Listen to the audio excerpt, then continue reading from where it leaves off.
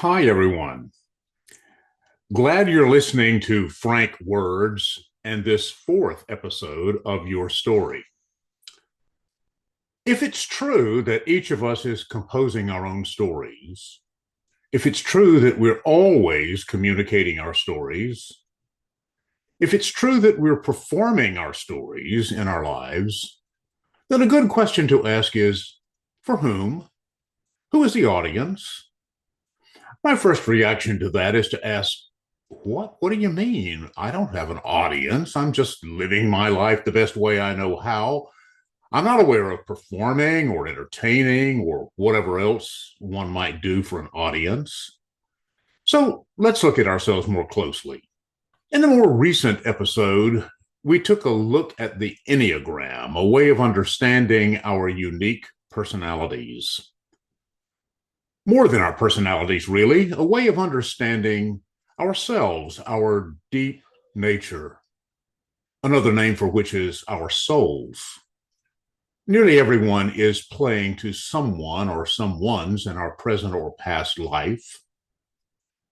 We might be consciously or unconsciously trying to please the parent that we've internalized, or we might be consciously or unconsciously behaving in ways that radically distinguish us from some negative model, perhaps a parent or some other dominant figure in our early lives.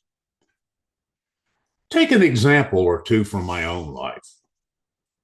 When I was a child, I really wanted to please my mother. She was the one I most wanted to please most of all, and in that I am not unlike a lot of other children, not all, but the first person we know outside ourselves is the mother or mother figure. And for the first 18 years of my life, that's to say until I left home, it was mom who I wanted to be pleased with me.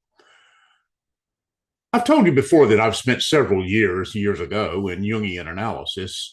And during that time, I had a couple of dreams that were very close together. I dreamed that I opened the trunk of a car and there was a sheet cake with white icing on which was written in red, Mom, atop a little red heart. In the other dream, there appeared on the mantelpiece of a favorite teacher of mine, an older woman whom I revered, a photo of Queen Victoria. I went over and picked up the framed photo and reverenced it, kissing it much as you might reverence a holy icon. Now think of that. What does Queen Victoria mean to you or most people? She represents, in most of our imaginations, whether or not they accord with a real Queen Victoria historically, things like propriety, rectitude, moral uprightness, strict manners, maybe some stiffness and formality.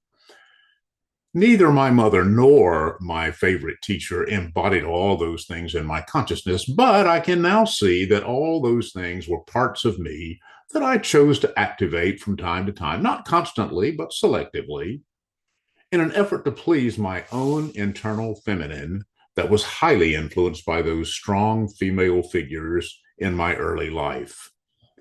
In a word, those women were my audience.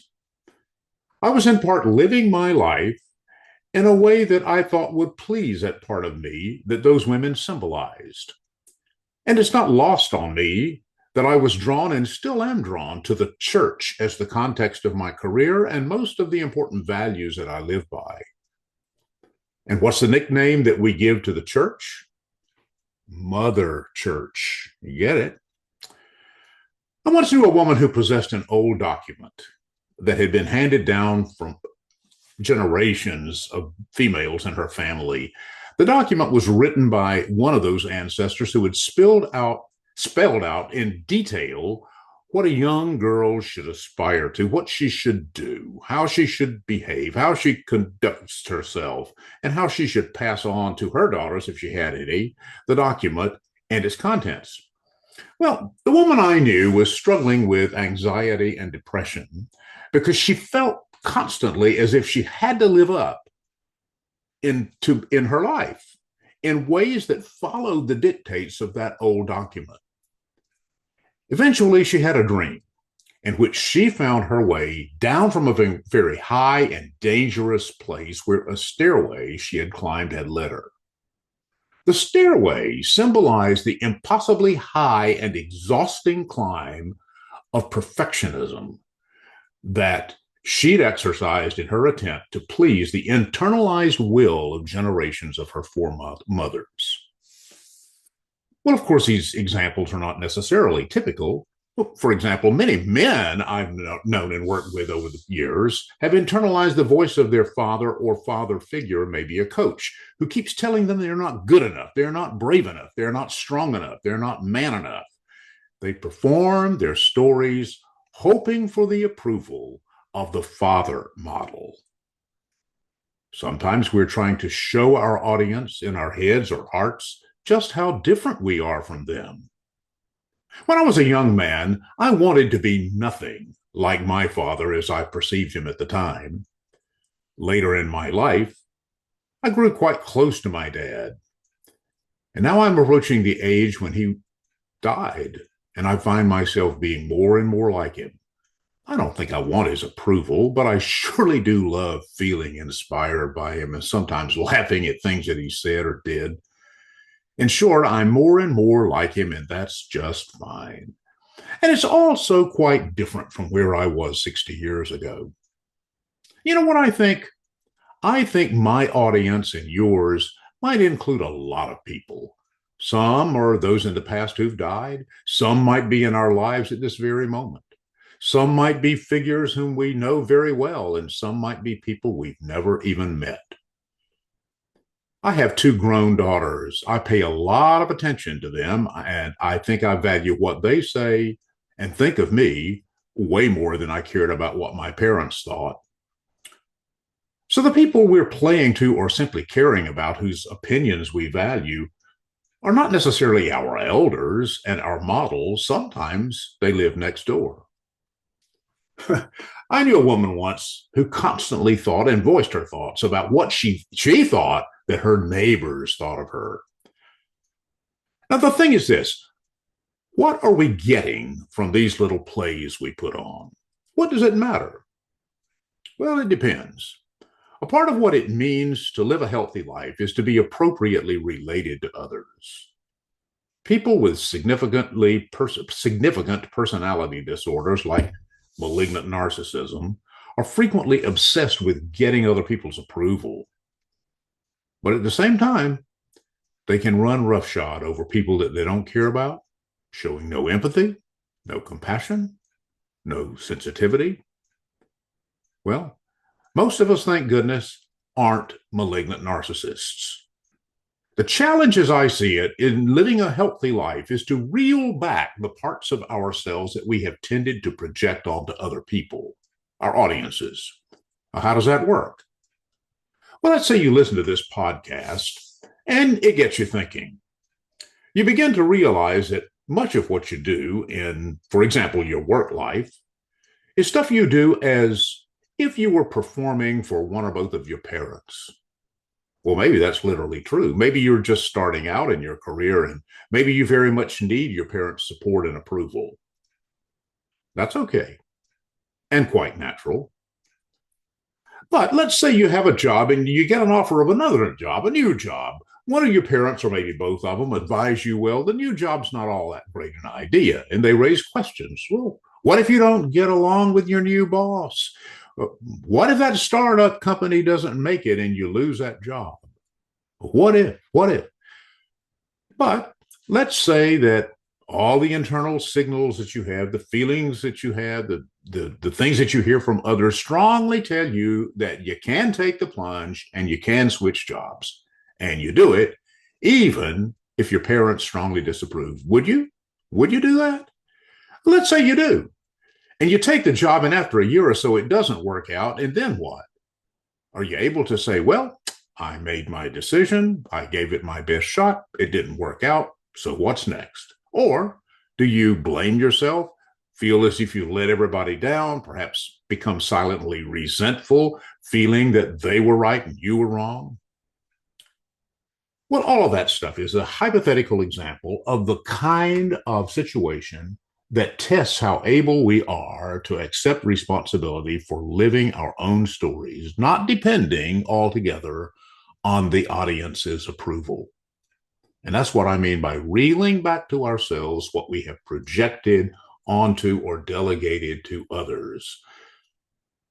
Life's always more nuanced than any example like that can accurately show. You know it.